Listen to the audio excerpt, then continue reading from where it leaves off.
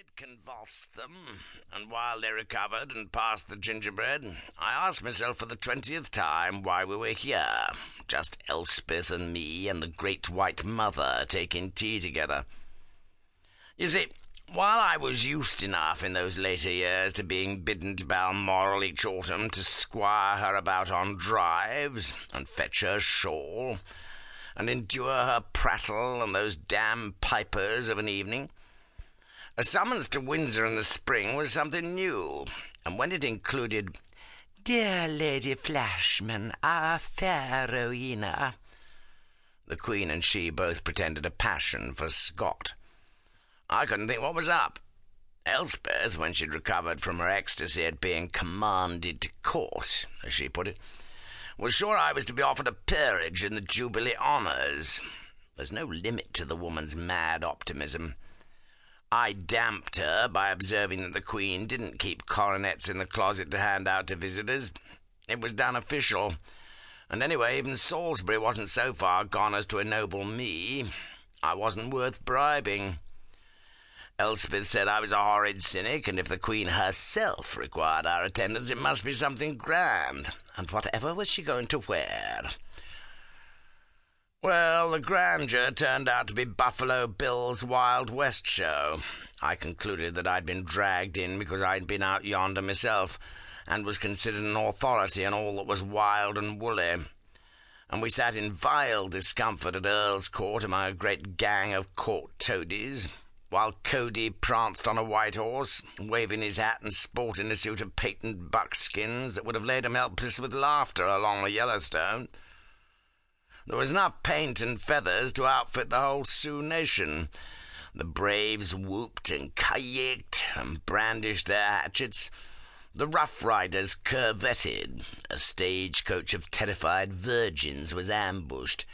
The great man arrived in the nick of time, blazing away until you couldn't see for smoke. And the Queen said it was most curious and interesting. And what did the strange designs of the war paint signify, my dear Sir Harry? God knows what I told her. The fact is, while everyone else was cheering the spectacle, I was reflecting that only 11 years earlier I'd been running like hell from the real thing at Little Bighorn, and losing me top hair into the bargain.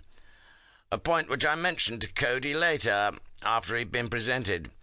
He cried, "Yes, by thunder, that was one war party he'd missed, and didn't he envy me the trip, though? Lying old humbug." That's by the way. I realised when the Queen bore Elspeth and me back to Windsor, and bade us to tea à trois next day, that our presence at the show had been incidental, and the real reason for our invitation was something else altogether.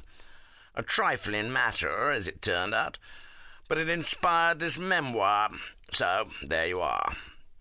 She wanted our opinion, she said, on a matter of the first importance, and if you think it odd that she should confide in the likes of us, the retired imperial roughneck of heroic record but dubious repute, and the Glasgow merchant's daughter, well, you don't know our late lamented Queen Empress. Oh, she was a stickler and a Tartar, no error, the highest, mightiest monarch that ever was, and didn't she know it just? But if you were a friend, well, that was a different palaver. Elspeth and I were well out of court and barely halfway into society even, but we'd known her since long ago, you see. Well, she'd always fancied me. What woman didn't? And Elspeth, aside from being such an artless, happy beauty that even her own sex couldn't help liking her, had the priceless gift of being able to make the Queen laugh. They'd taken to each other as young women, and now, on the rare occasions they met tete-a-tete, they blethered like the grandmothers they were. Why, on that very day, when I was safely out of earshot, she told Elspeth that there was some who wanted her to mark her golden jubilee by abdicating in favour of her ghastly son, Bertie the Bounder. "But I shall do no such thing, my dear. I intend to outlive him if I can, for the man is not fit to reign, as none knows better than your own dear husband, who had the thankless task of instructing him." True, I'd pimped for him occasional.